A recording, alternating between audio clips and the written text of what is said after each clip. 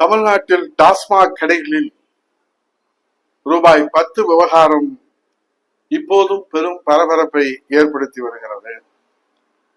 ஒரு நாளைக்கு ஒரு பாட்டிலுக்கு 10 ரூபாய் என்றால் ஒரு நாளைக்கு 1 கோடி பாட்டிலுக்கு 10 கோடி வசூல் செய்வதும், மாதத்திற்கு 300 கோடி ரூபாய் வசூல் செய்வதும் நாம் அது குறித்து மிகப்பெரிய எதிர்ப்பு மக்கள் தெரியப்படுத்துகிற போதும், போராட்டங்கள் நடத்துகிற போதும், அது குறித்து கடந்த காலங்களிலே தீர்வு காணாததனாலே புதிதாக பதவியேற்றிருக்கிற விஜய் அண்ணா அரசு இதற்கு முற்றுப்புள்ளி வைக்க உத்தரவிட்டதாக செய்திகள் வெளியானது. ஆனால் இன்னும் இந்த பிரச்சனை முடிந்த பாடில்லை என்பதுதான் நிதர்சனமான நிலவரமாக இருக்கிறது. இன்னும் கலவரம் ஓய்ந்த பாடில்லை. வாடிக்கையாளர்களுக்கும் கடைக்காரர்களுக்கும் வாக்குவாதம், கைகலப்பு டாஸ்மாக் மதுபான கடைகளுக்கு முன்பாக நடைபெற்று வருவது தவிர்க்க முடியாதாக இருக்கிறது. நேற்று முன்தினம் கூட நாமக்கல் மாவட்டம் கொல்லிமலை அடிவாரத்தில் உள்ள ஒரு கடையிலே விற்பனையாளரை வாடிக்கையாளர் ஒருவர் தாக்கும் வீடியோ சமூக வலைதளங்களிலே வைரல் ஆகியிருப்பதை மாண்புமிகு முதல்வர் விஜய் அண்ணா அவர்கள் பார்த்திருப்பார்கள். இது போன்ற தாக்குதல் தொடருமா, தடை வருமா என்பது தமிழ்நாட்டு மக்களுடைய கேள்வியாக இருந்தாலும், நமக்கு ஞாபகத்துக்கு வருவது கரூரிலே பிரச்சாரத்திற்கு சென்றிருந்த விஜய் அண்ணா அவர்கள் பாட்டிலுக்கு 10 ரூபாய், பாட்டிலுக்கு 10 ரூபாய் என்று பாட்டு பாடி நம்மையெல்லாம் ஒரு அசத்தினார்கள்.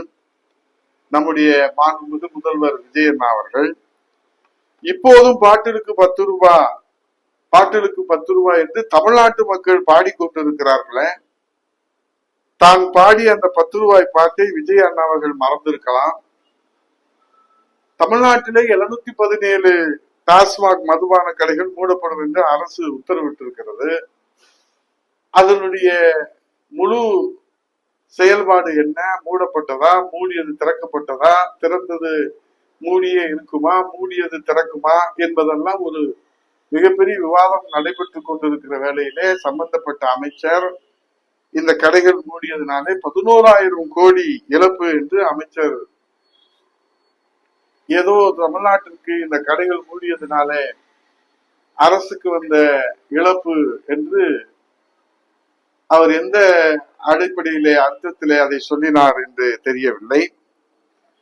டாஸ்மாக் மதுபான கடைகளிலே தமிழ்நாடு முழுவதும் நடைபெற்று வருகின்ற அட்ராசிட்டிக்கு விஜய் அண்ணா தடை போடுவாரா, அல்லது பாட்டிலுக்கு 10 ரூபாய், பாட்டிலுக்கு 10 ரூபாய் என்று கரூரிலே விஜய் அண்ணா பாடிய பாட்டை அவர் மறந்திருந்தாலும் இன்றைக்கு தமிழகம் முழுவதும் நடைபெறுகிற அட்ராசிட்டியை பார்த்து தமிழ்நாட்டு மக்கள் விஜய் அண்ணா அவர்களே தாவேக அரசில பாட்டிலுக்கு 10 ரூபாய், பாட்டிலுக்கு 10 ரூபாய் என்று பாட்டு பாடி கொண்டிருக்கிறார்களே, இது உங்கள் கவனத்திற்கு வந்ததா?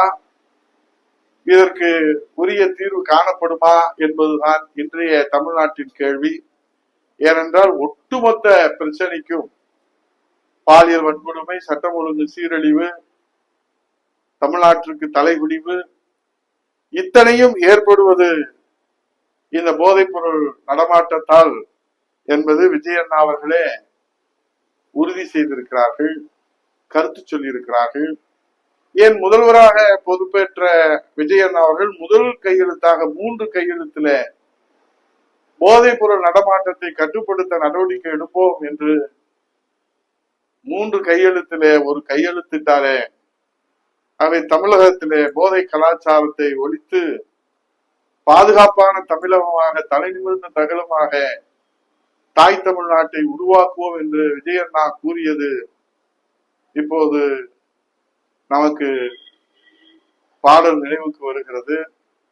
சிங்கப்பெண் சிறப்பு படை இப்போது முதல் வழக்காக சிறுவைகண்டோம் சட்டமன்ற உறுப்பினர் சரவணன் தொடர்புடைய அந்த பாலியல் சம்பவத்தை தான் முதல் வழக்காக பதிவு செய்வோம் என்று மாண்புமிகு எதிர்க்கட்சியுடைய தலைவரும் மரியாதைக்குரிய முன்னாள் முதலமைச்சர் வருங்கால முதலமைச்சர் புரட்சி தமிழக எடப்பாடியார் அவர்கள் இன்றைக்கு மக்கள் மத்தியிலே தன்னுடைய அச்சத்தை, தமிழ்நாட்டு மக்களுடைய அச்சத்தை, பாதுகாப்பற்ற சூழ்நிலையை இங்கே அச்சில் அடைத்தது போல எடுத்து வைத்திருக்கிறாரே, பதில் சொல்ல முன் வருவாரா?